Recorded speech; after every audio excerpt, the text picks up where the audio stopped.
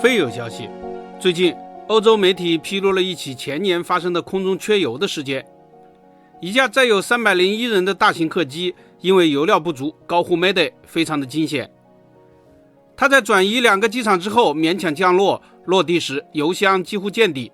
而能够平安降落的根本在于机长起飞前的一个远见。事情发生在2023年的12月20日，途易航空的 TOM153 航班从墨西哥坎昆返回，预计是次日上午7点35分降落在曼彻斯特国际机场。途易集团现在是全球最大的旅行社，属于德国。现在途易航空的主要业务在英国，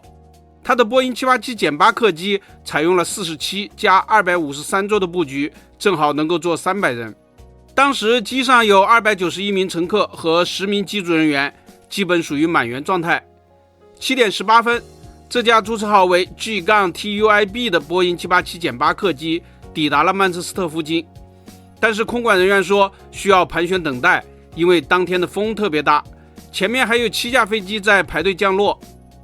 英国冬季大风非常的著名，经常能够达到10到11级。现在记录显示，曼彻斯特机场当时的风力是每小时51公里，相当于9级，但是瞬时风力达到了每小时75公里，到了12级。TOM153 航班感觉情况不妙，于是去别处备降。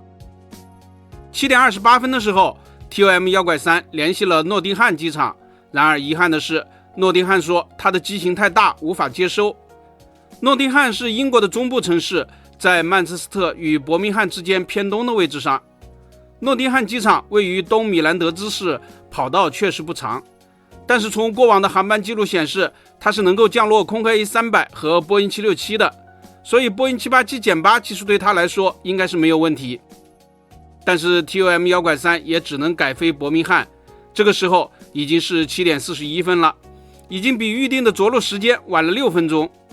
飞机一般会携带至少30分钟的备份燃油，中国据说是45分钟。